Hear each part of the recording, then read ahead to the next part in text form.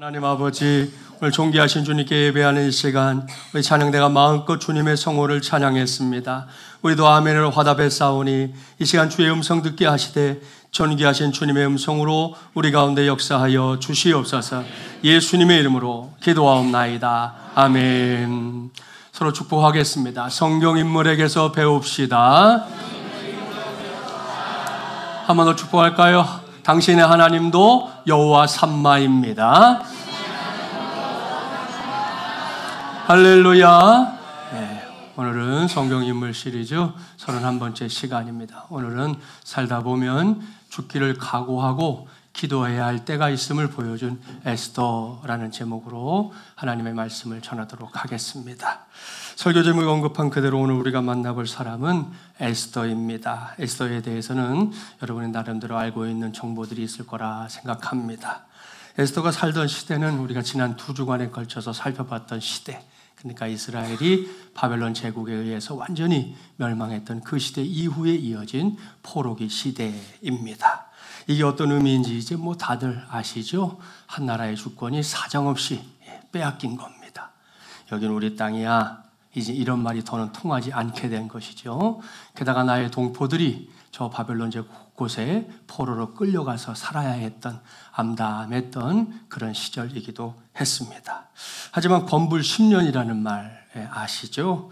거대함을 자랑했던 바벨론 제국이지만 그 제국도 영원하지는 못했습니다. 어느 정도의 세월이 흐르니까 무너지게 됐고요. 그 다음에 우리 성경에서는 바사, 그리고 세계사에서는 페르시아라 불리는 신흥 제국이 그 바통을 이제 이어받게 됩니다. 그리고 오늘 우리가 만나게 된 에스더, 그녀는 바사 제국의 왕이었던 아하수에로라는 사람, 이 왕의 부인이었던 왕후가 되었던 이 유대 여인입니다.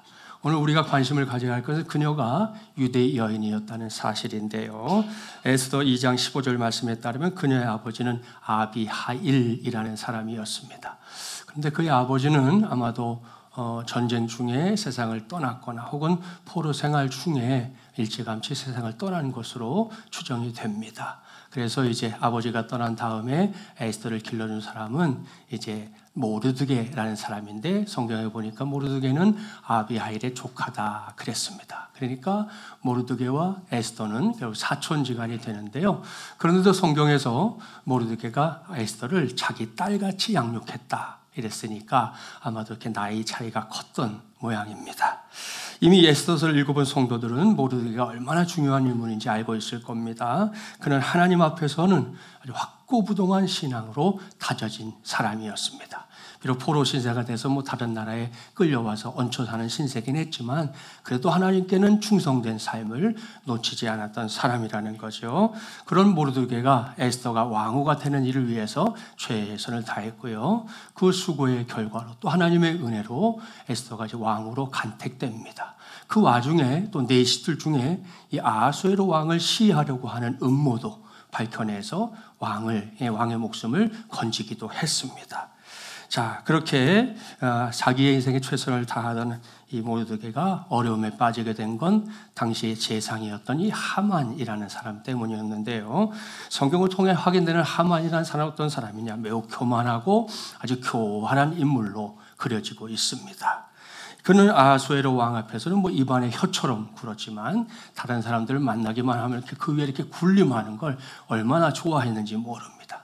그런 사람이 이제 한 나라의 재상이 됐으니 하는 짓마다 그냥 꼴불견이었습니다. 그런데도 신하들은 그의 권세가 너무 크다 보니 기가 죽어서 머리도 들지 못하고 지냈는데요. 모르드게는 그와 같은 하만의 권세에 기죽지 않았습니다. 무엇보다 하만이 누구든 자기에게 절하게 하길 원했는데 모르드게는 절하는 것도 완전히 거절합니다. 그때부터 이제 하만이 모르드게를 못마땅하게 생각한 겁니다.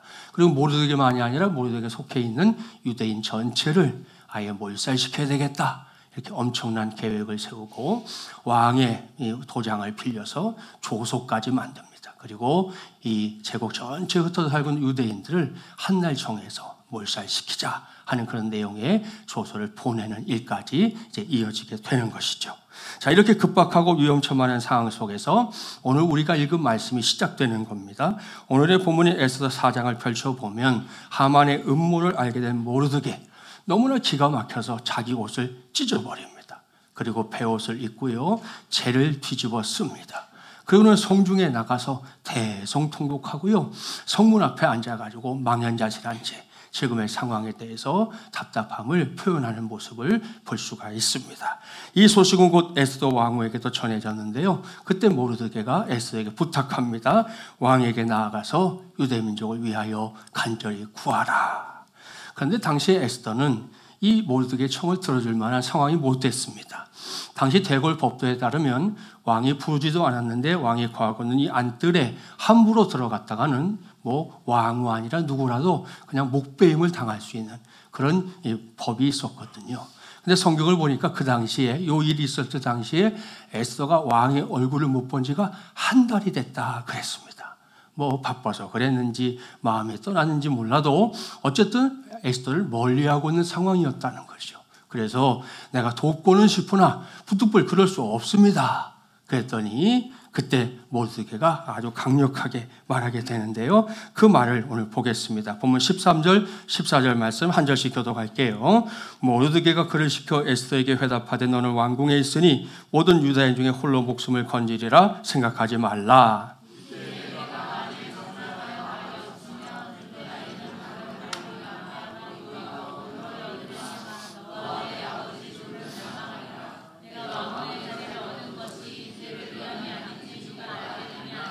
아멘. 사랑하는 마중물 예랑 가족 여러분, 제가 장황하게 설명하지 않아도 알 수 있죠.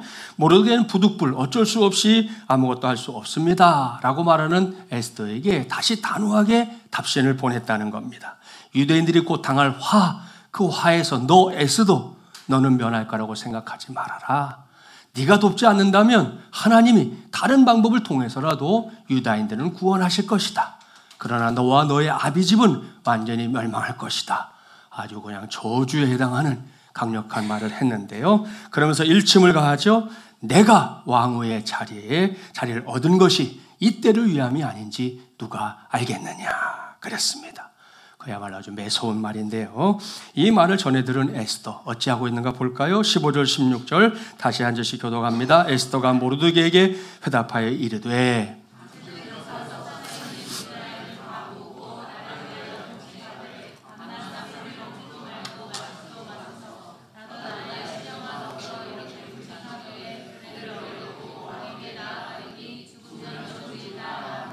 아멘, 할렐루야. 사랑하는 여러분 보십시오. 모르드게의 말을 전해 들은 에스더가 각오하고 있습니다. 어떤 각오요? 죽기를 각오하고 있습니다. 그때 그녀가 남긴 말, 죽으면 죽으리이다. 이 말이 그녀의 각오를 우리에게 보여주는데요. 여기서 저는 오늘 전할 말씀의 제목을 정하게 된 겁니다. 살다 보면 죽기를 각오하고 기도해야 할 때가 있음을 보여준 에스더, 이거 말입니다. 한번 생각해 보세요. 이런 상황, 이런 처지, 이런 환경에 놓이는 거 가능하다면 너나 할 것 없이 피하고 싶을 겁니다. 나의 힘으로는 도무지 감당할 수 없는 그런 것들을 만나게 되는 게 달가운 사람, 세상 천지 어디 있겠어요? 아무도 없습니다. 그래서 피하고 싶은 거죠. 그래서 나는 좀 열애였으면 좋겠는데 이런 생각도 하게 되는 겁니다.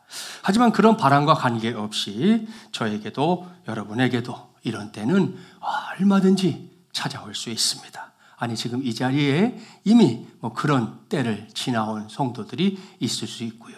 오늘 2025년 1월 19일인데 지금 그와 같은 상황에 놓인 성도도 있을 수 있습니다. 그럴 때 이 시간에 김진철 목사가 신신당부합니다. 우리 모두는 그럴 때 정신을 바짝 차려야 합니다. 정신 못 차리고 정말 헤매면 안 됩니다. 무조건 안 됩니다. 그럴 때 우리가 해야 할 것, 그것은 오늘의 주제인 에스더의 믿음을 우리가 꼭 배워서 그 믿음을 나의 것, 우리의 것으로 삼는 것이 되어야 할 줄 믿습니다. 죽으면 죽으리이다. 이 말씀 그야말로 아주 짧고 매우 굵직한 말씀인데요. 제가 이 말씀을 묵상하다 보면 꼭 떠오르는 그 유행가 가사가 있습니다. 그래서 이제 유행가고 그래서 다른 거 좀 마땅한 게 있나 하고 오늘도 설교를 준비하면서 많이 좀 찾아봤는데 이 가사만큼 오늘 이 설교를 이렇게 좀 비교해 볼 만한 게 마땅한 게 없더라고요. 그래서 그냥 보여드릴 거니까 중요한 건 가사입니다. 가사에 귀를 기울이시고 혹시 또 이 가사가 쓱 지나갈까 봐 제가 밑에다가 자막도 친절하게 이렇게 필요한 건 달아뒀어요. 자, 한번 가사에 집중하면서 영상을 잠깐 보겠습니다.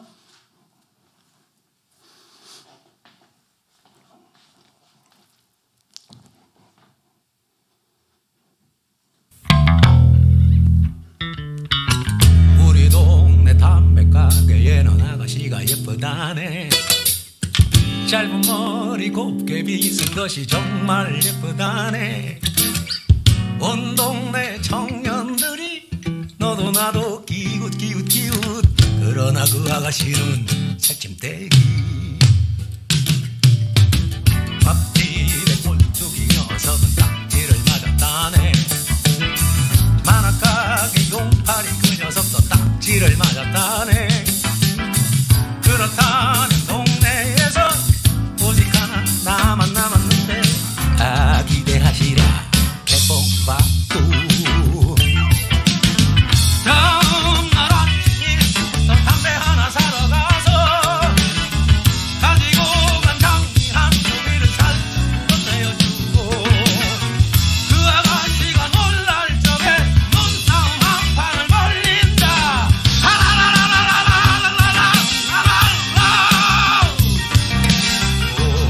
그 아가씨 웃었어.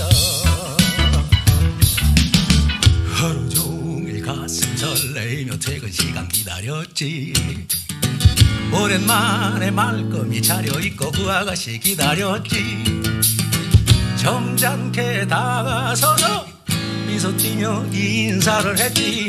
그러나 그 아가씨는 콧방귀. 그렇다고 이대로 나는 대장부가 아니지. 그 아가씨 발걸음소리 맞춰 뒷따라 걸어간다. 들려서는 안 되지.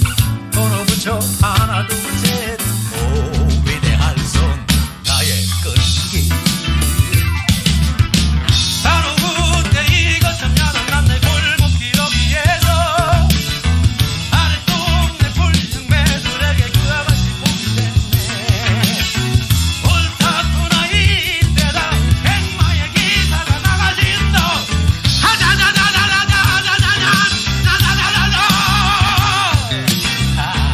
하늘빛이 노랗다.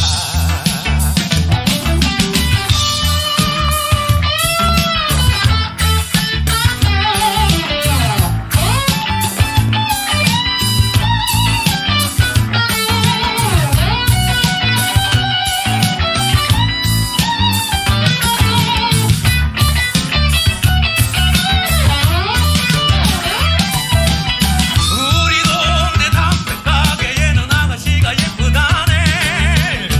지금은 그전보다도 100배는 예쁘다네. 나를 보면은 웃어주는 아가씨 나는 정말 살았네.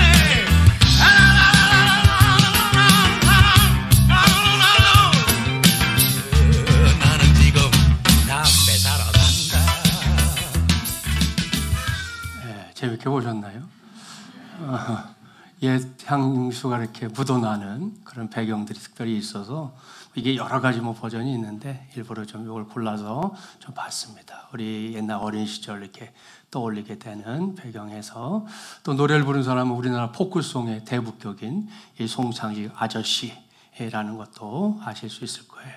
근데 원래 이 노래는 처음에 만들어질 때는 와이셔츠 가게 아가씨 이렇게 제목을 붙였다고 그래요. 근데 이게 노랫말이 잘 안 붙는 거예요.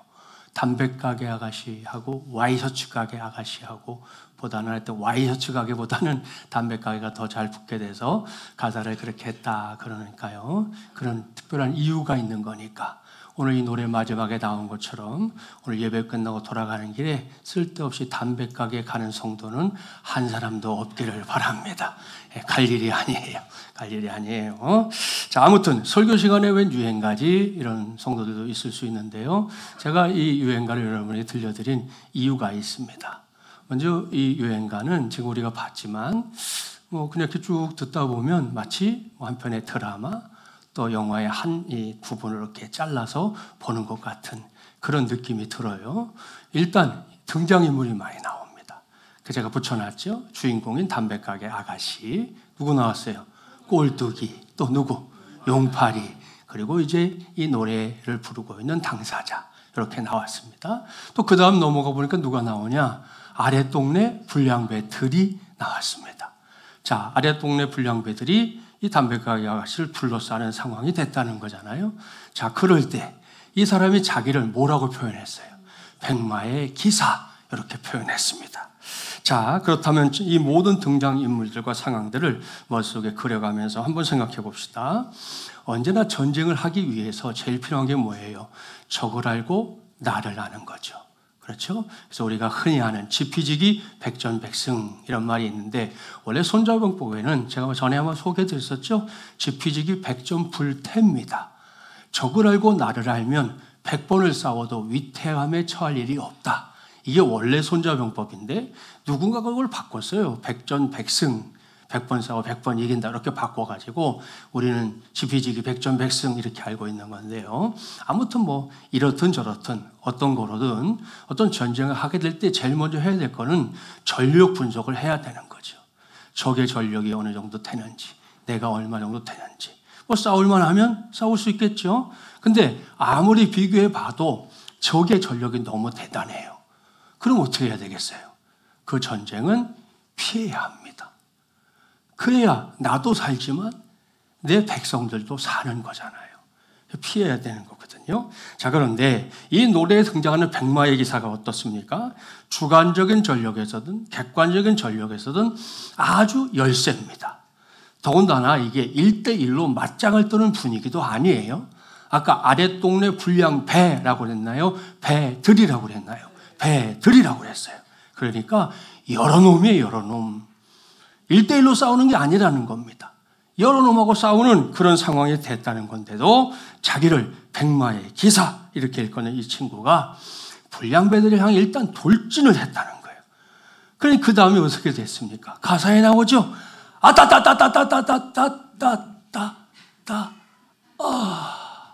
하늘이 노랗다 그랬습니다. 설명 필요한가요?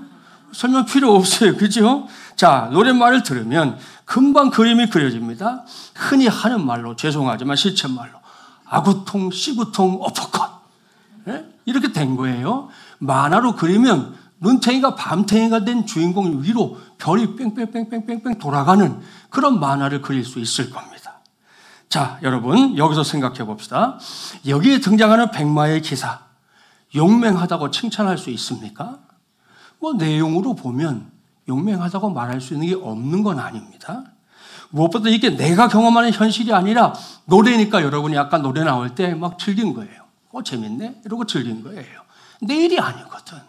그리고 또 이 친구가 어떻게든 자기가 좋아하는 아가씨의 마음을 얻고자 이 일에 뛰어들었으니 뭐 가상한 면도 없지 않아 있는 건 맞습니다. 자, 그런데 아무리 그렇다 해도 실제로 이렇게 했다면 이것은 용기 있는 행동이 아니라 무모한 행동일 뿐입니다.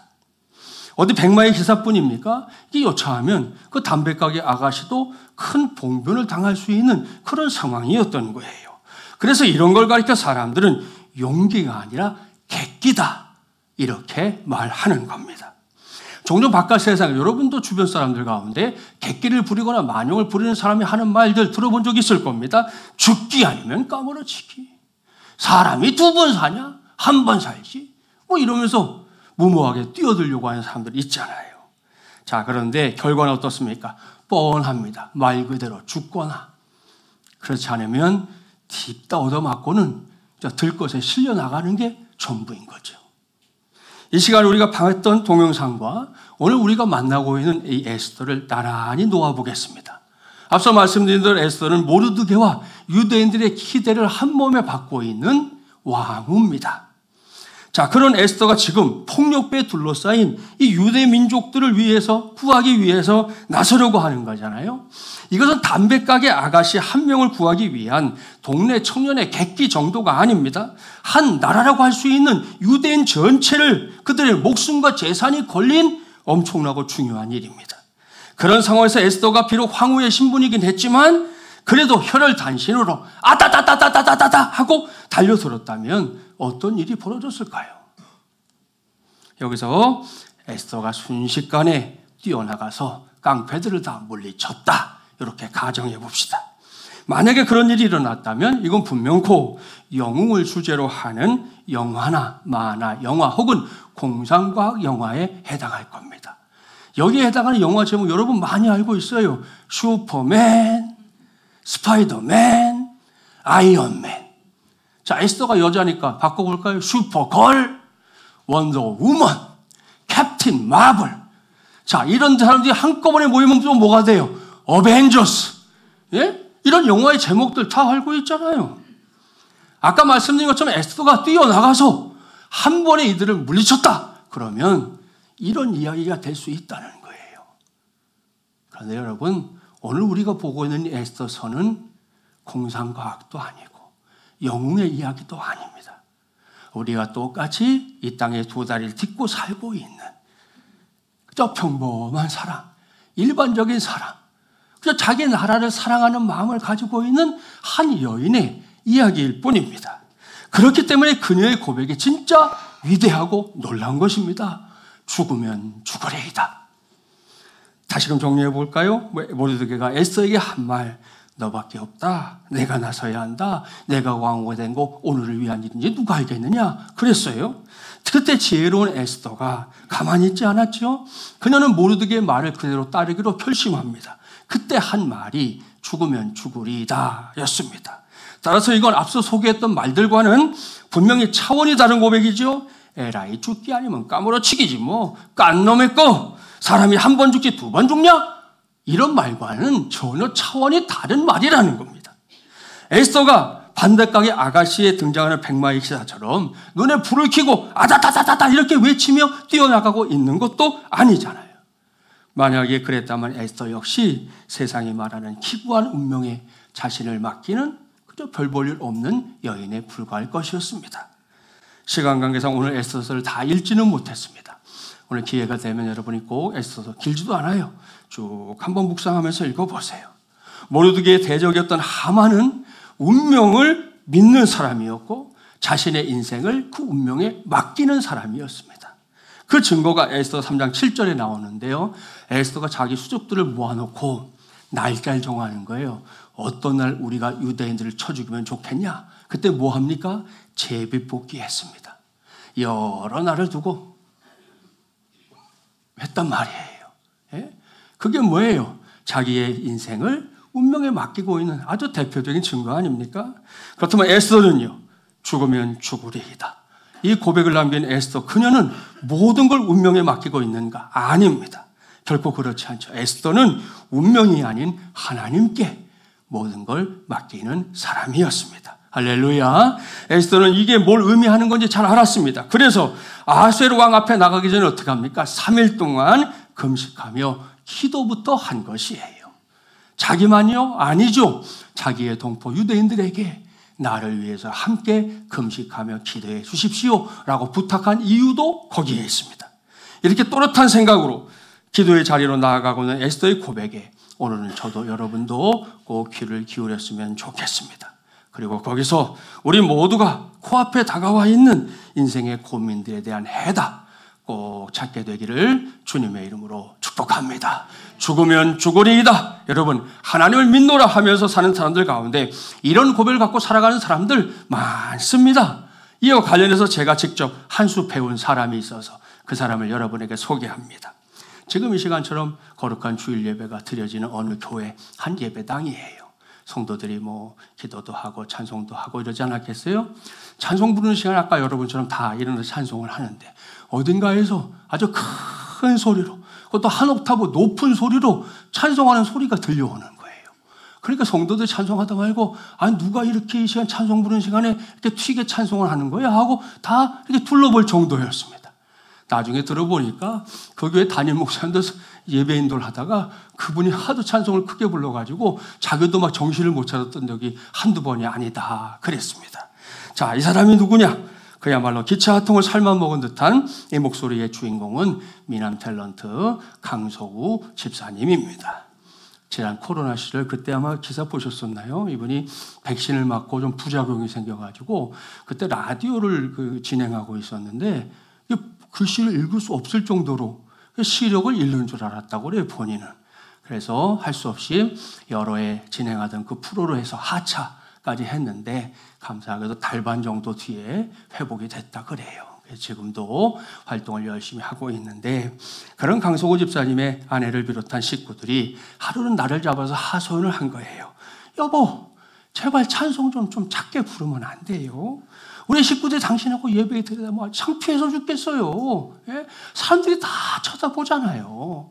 그때 강석우 집사님이 하는 말, 무슨 소리 하는 거야? 내가 찬송을 크게 부르겠다는데 누가 뭐래? 뭐라고 그러는 사람이 있으면 나 뭐라고 그래? 이거 봐요. 여러분, 그래도 좀 작게 부르자는 거지 다른 거 아니잖아요. 그랬을 때 이분이 하는 말 아주 의미 있어요. 이것 봐, 찬송은 힘있게 부르는 거야. 지금 내가 부르는 것도 사실은 소리가 작아. 주일날 아침에는 밥을 든든히 먹고 아주 배를 채워서 큰 소리로 찬송해야 돼. 이렇게 얘기하는 거예요. 아무리 그래도 그렇지. 혼자 예배 드리는 것도 아니고 여러 사람이 함께 드리는 예배잖아요. 내가 잘못하는 게 아니라 찬송 작게 부르는 그 사람들이 잘못하는 거야. 당신 참 너무하네요. 그랬을 때 이분이 하는 말, 생각해봐. 회사에서 야유회다 친목회다 해서 놀러 갈 때는 고속버스 안에서 목이 터져라 가요를 불러대서 다음날 아침이 되면 말도 못할 정도로 목이 쉬는 사람들이 교회 와서 찬송 부를 때는 뭐 정말 밥도 먹지 못한 사람들처럼 기어 들어가는 목소리 찬송 부르는 그게 말이 돼? 그렇게 얘기를 해가지고 아무튼 뭐 더 말할 수가 없지 않았겠어요? 그래도 한 번 더 부탁했어요. 그래서 여보 해도 너무 크잖아요. 무엇보다 나는 당신이 찬송을 옆에서 보고 있으면 걱정돼요. 막 핏대에서 찬송을 부르니까 저러다 쓰러지면 이거 큰일 나지 않나 그런 걱정이 된다. 그렇게 얘기했거든요. 그때 강석우 집사님 남긴 말이 있어요.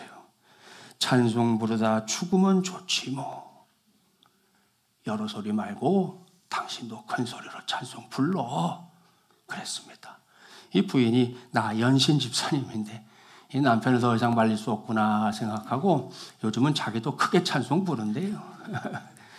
더군다나 강 집사님은 주일에는 결코 촬영도 하지 않는 그런 아주 신실한 그리스도인으로 알려져 있어요. 참 대단한 일이죠. 제가 그런 강 집사님의 간증을 듣다가 하나 배운 게 있어요. 기도하다가 죽으면 어때?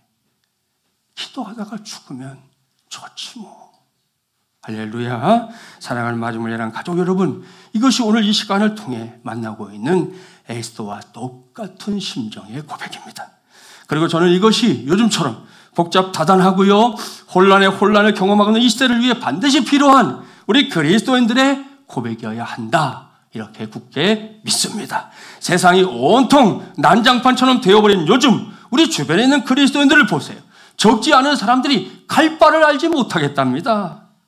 둘로 쭉 갈라져 버려 있는 이 나라의 현실 속에서 자신의 신앙 때문에, 진로 때문에, 경제적인 문제 때문에, 물질적인 문제 때문에, 가정에 닥친 어려움 때문에 기타 등등 요즘은 이렇게 다양한 문제와 갈등 때문에 어찌해야 될지를 모르겠다고 말하는 그리스도인들을 만나는 게 그리 어려운 일이 아니에요. 여러분, 예수님을 구주로 믿는다면서요. 하나님이 여러분의 아버지라면서요. 하나님의 능력도 신뢰한다면서요. 그런데도 웬 갈등과 아픔이 그리도 많은지, 왜 그렇게 그리고 언제까지 갈 길을 몰라 헤매는 그런 신앙의 주인공이 되려고 하는 건지 정말이지 안타깝고 안타까운 일입니다. 이건 성도인 여러분만의 문제도 아니에요. 목사인 저도 열외가 아닙니다. 그래서 오늘 저는 저 자신과 이런 상황에 놓여 있는 성도들에게 신신당부하려고 합니다. 지금 당장의 사람도 있겠고요. 그렇지 못한 사람도 있을 건데요. 분명한 것은 살다 보면 그저 그렇게가 아니라 죽기를 각오하고 기도해야 할 때가 찾아올 때가 있습니다. 그것이 에스더 왕후에게 닥쳐온 이 기도해야 할 이유였던 것이에요. 여러분, 그때를 놓치지 마십시오. 그때가 나와 상관없는 것처럼, 나는 열애인 것처럼 그렇게 생각하지 말자는 것입니다. 할 수만 있다면 그때가 나를 찾아오기 전에 먼저 하나님 앞에 무릎 꿇을 수 있는 저와 여러분이 되기를 주님의 이름으로 축복합니다. 그렇습니다. 여기서 제가 전하고 싶은 말씀은 한 가지예요. 우리 모두 함께 기도합시다. 요즘 고민 여러분도 많이 할 거고 목사도 많이 하는데요. 매일매일 하루 종일 고민하고 하루 종일 생각하다가 저녁에 잠자리 들 때쯤 내리게 되는 반복적인 결론은 기도해야 하는구나. 지금이 기도해야 할 때구나. 성도들을 독려해서 기도하자고 해야 될 때구나. 다른 데 관심 두기 전에 정말 깨워서 기도해야 되는 거구나. 이게 매일 저녁마다 제가 내리는 반복적인 결론이에요. 여러분, 혼자서 해결해 보겠다는 만용 반드시 버리기를 바랍니다. 우리가 믿고 섬기는 하나님이 어떤 하나님입니까? 기도하는 에스더를 위해서라면 어디든 찾아가는 하나님이지 않습니까? 죽으면 죽으리이다, 이런 고백과 함께 기도하는 에스더를 위해서 가만히 있지 않으시고 행동하시는 하나님이지 않습니까? 그 하나님이 여러분 에스더만의 하나님입니까? 아닙니다. 그 하나님은 나의 하나님입니다. 그 하나님은 당신의 하나님입니다. 그 하나님은 우리 모두의 하나님인 줄 믿습니다. 그렇다면, 이게 분명하다면 왜 망설이는 겁니까? 왜 주저하는 겁니까? 무엇이 두려워서 기도 한번 제대로 하지 못하고 걸핏하면 포기하는 것입니까? 무엇이 그리 탓할 게 많아서 시간만 나면 탓하느라 정신이 없는 것입니까? 한번 기도하더라도 좀 굵직하게 우리 기도해야 하는 거 아닙니까? 에스더는 여인임에도 불구하고 죽으면 죽으리이다, 이렇게 기도했는데 우리도 신앙생활 하면서 그 정도는 해보는 때가 있어야 하는 거 아니겠습니까? 그렇게 했는데도 하나님이 여러분을 실망시키시던가요? 여러분이 그런 심정으로 기도했는데 하나님이 나 몰라라 하시던가요?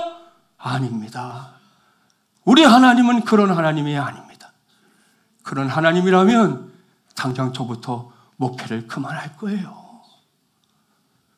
그 정도 하나님 믿고 어떻게 우리가 살겠어요? 우리가 믿는 하나님은 기도하고 맡기는 것에 대해서 기꺼이 책임져 주시는 하나님인 줄 믿습니다. 그러니 여러분, 우리가 하나님에 대해서 다시 생각해야 합니다. 혹 신앙생활 오래 했다고 하지만 이 정도로 기도하는 거 한 번도 해보지 못한 것은 아닌가? 우리 스스로에게 물어야 할 질문입니다. 사람들 사이에서 간혹 우스갯소리를 하는 말이 있어요. 그게 뭐냐 하면 무늬만 뭐다, 이런 말이잖아요. 무슨 말인지 아시죠? 겉은 번지르르한데 실속은 없는 그런 거에 대해서 말할 때 일컫는 말이잖아요. 그런데 이 말 속에 예수 믿는 우리부터 반성할 거리가 있다는 거예요. 저와 여러분 나름대로 신앙생활의 횟수는 차곡차곡 쌓여가는데 우리 지금 한 해 또 쌓았어요? 그죠? 2024년보다 한 해를 더 쌓았어요. 자, 쌓였는데 무늬만 그리스도인인 것은 아닙니까? 주님을 믿노라 하면서 기도는 하기는 했는데 무늬만 기도였던 것은 아닙니까? 저는 오늘 이 부분이 하나님 앞에서 확실하게 점검되기를 바랍니다. 그리고 새로운 결단과 각오로 오늘 이후에 하나님을 향해 반드시 입을 열고 부르짖기를 바랍니다. 마침 새해가 시작됐잖아요. 아직 1월이잖아요. 이럴 때 죽으면 죽으리이다, 이렇게 운명이 아닌 전능하시고 살아계신 하나님께 나를 맡기며 기도하는 일에 더욱 앞장설 수 있는 우리 마중물 예랑 가족들이 되기를 주님의 이름으로 축복합니다. 사랑하는 마중물 예랑 가족 여러분, 그렇습니다. 이제는 철저하게 저와 여러분의 차례입니다. 다음 달이 되면 제 21차 특별 새벽 기도에 이제 시작할 걸 광고하게 될 거예요. 뭐 다른 때도 말씀드렸지만 올해는 더더욱 그런 광고가 나가면 아유 나는 몰라, 그러는 사람 없기를 바랍니다. 뭐 여기까지 와서 기도하면 제일 좋고요. 그게 안 되거들랑 각자의 처소라도 새벽을 깨우고, 그것도 안 되거들랑 새벽에 오는 사람 있죠. 상황상 뭐 일과 관련해서도 저녁 시간을 따로 내서라도 함께 말씀을 들으며 기도하는 일에 마음을 모을 수 있는 우리 마중물 예하는 가족들이 되기를 바랍니다. 절대로 남을 위해 하는 거 아닙니다. 여러분 특별 새벽기도 열심히 하면 목사 위해서 하는 겁니까? 아니에요. 우리가 우리 각자를 위하는 것이요, 우리 공동체를 위한 것이요, 우리 속해있는 이 대한민국을 위하는 것이요, 온 세계 열방을 위해서 우리가 부르짖는 것이라는 거 잊지 말고, 이번 21차 특세에는 더더욱 우리가 함께 하나님께 부르짖을 수 있는 귀한 시간, 그래서 꼭 응답받는 우리 마중물 예하는 가족들이 되기를 주님의 이름으로 축복합니다. 나라를 위해 기도하는 것도 마찬가지입니다. 요즘 우리나라 대한민국 때문에 연일 마음이 몹시 아픕니다. 뭐 싱숭생숭한 건 말할 것도 없습니다. 그런데 여러분, 그런다고 해서 달라지는 건 없습니다. 이럴 때 믿음을 가지고 우리가 해야 할 일은 좌우를 살피는 게 아니에요. 지금 우리가 해야 할 일은 아직도 열려있는 하늘을 향해 우리의 시선을 두고 우리 하나님 앞에 정말 우리의 애간장이 끓는 심정으로 이 나라를 위해 기도하는 거, 그거야말로 우리 모두가 해야 될 사명인 줄 믿습니다. 이와 같은 일에 정말 아주 본이 될 만한 대표적인 사건이 있었어요. 6.25 한국전쟁 때 북한군에 의해서 우리 국군이 저 밑에 부산까지 쫓겨갔던 거 다들 아시죠? 자, 그렇게 나라 전체가 풍전등화와 같은 상황에 놓였을 때 한국교회 성도들은 뭐 했나? 그들은 한자리에 모여 기도했습니다. 그때 성도들이 모였던 것, 그것이 바로 저 부산에 지금도 가면 있는 저 초량교회입니다. 초량교회. 낙동강을 끼고 있는 부산과 항구의 면에 있는 초량교회는 뭐 초량 이 지역 자체가 예나 지금이나 경상도 지역 전체를 놓고 볼 때 가장 중요한 요충지였는데요.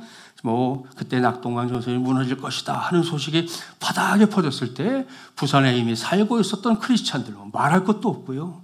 피난 와 있던 크리스찬들도 저 교회로 우르르 몰려갔습니다. 그리고 그곳에서 누가 먼저라고 할 것 없이 하나님께 기도하기 시작했습니다. 하나님, 우리나라 대한민국을 살려주십시오. 이 나라가 적과 통일되는 그런 나라가 되면 어떡합니까? 이미 이북에서 다 교회들 무너지고 김일성에 의해서 다 교회가 사라져버린 이런 시대가 됐는데 이제 이 남한마저 그렇게 되면 어떻게 하겠습니까? 하나님, 우리를 살려주십시오. 우리를 지켜주십시오. 이 나라를 지켜주십시오. 눈물로 기도하는 성도들의 기도가 뭐 하루 종일 새벽이고 낮이고 밤이고 끊임없이 이어졌습니다. 여러분, 그때 우리 성도들이 기도한 게 정말 죽기를 각오하고 기도한 거예요. 이게 마지막이다. 이 전선 무너지면 다 끝나는 거예요. 그래서 기도한 거예요. 그 기도의 응답으로 여러분, 인천 상륙작전도 이어지게 됐고요. 결국 북진하는 일이 일어나게 됐고요. 오늘의 대한민국 있게 된 출발점이 바로 그때였습니다. 그 얼마나 큰 은혜입니까?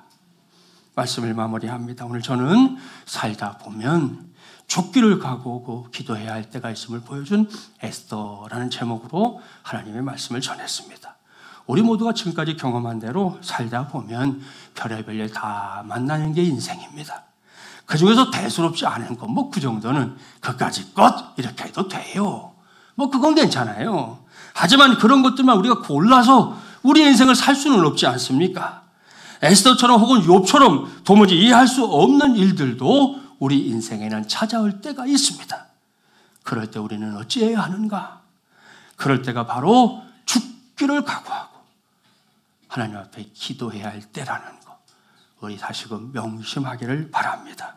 그렇습니다. 그럴 때 하만처럼 운명에다 나를 맡기고 운명에게 나를 떠넘기면 안 됩니다. 그건 백전백패하는 길이에요. 그럴 때 우리가 해야 할 것은 전능하신 하나님, 위대하신 하나님, 응답하시는 하나님에게 나를 맡기고 내 인생을 맡기고 구하는 것입니다. 우리 하나님 귀 기울이고 들으시면 반드시 책임져 주실 줄 믿습니다. 이것이 제대로 된 신앙, 이것이 믿음의 사람입니다. 오늘 말씀대로 오늘 성경의 주인공인 이 에스더는 자기 인생을 하나님께 맡긴 후에 승리했습니다. 모르드게도 승리했습니다. 유대 민족도 승리했습니다. 그 다음은 우리 차례지요? 그렇습니다.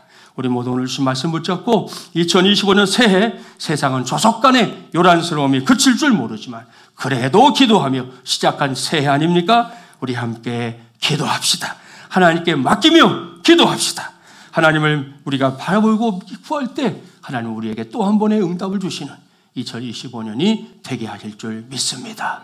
이를 위해 우리 모두가 믿음을 하나로, 마음을 하나로 우리 모아서 올 한 해 이 믿음의 행진 더 잘 감당하는 우리 마중물 예랑교회와 성도들이 되기를 주님의 이름으로 간절히 축원합니다. 기도하겠습니다. 전능하시고 자비로우신 하나님 아버지, 오늘도 주님의 날에 주님의 음성 듣게 하시니 감사합니다. 오늘 우리가 만난 사람, 살다 보면 죽기를 각오하고 기도해야 할 때가 있음을 보여준 에스더였습니다. 그녀는 자신은 물론이고 자기 민족인 유대인들이 몰살당할 위기 앞에서 슈퍼우먼이 되고자 하지 않았습니다. 또한 그녀는 하만처럼 보이지도 않고 예측도 되지 않는 운명에 자신을 맡기지도 않았습니다. 우리가 오늘 함께 붙잡게 된 에스더의 고백, 죽으면 죽으리이다. 이 고백은 그녀가 운명이 아닌 전능하신 하나님, 위대하신 하나님, 능력의 하나님께 자신을 맡긴 사람이었다는 걸 밝히 보여줬습니다. 그런 심정으로 하나님 향해 금식하며 기도했던 에스더입니다. 그야말로 죽기를 각오했습니다. 그리고 마침내 그 기도가 하나님께 상달하여 응답됐다는 거 오늘 확인했습니다. 이제는 우리 차례입니다. 평범한 일상에서는 평범하게 기도해도 하나님이 들으십니다. 그래서 우리가 오늘 여기까지 이른 줄 믿습니다. 그러나 살다 보면 정말이지 에스더처럼 혹은 고난의 사람 욥처럼 죽기를 각오하고 기도해야 할 때도 있다는 거 부인할 수 없습니다.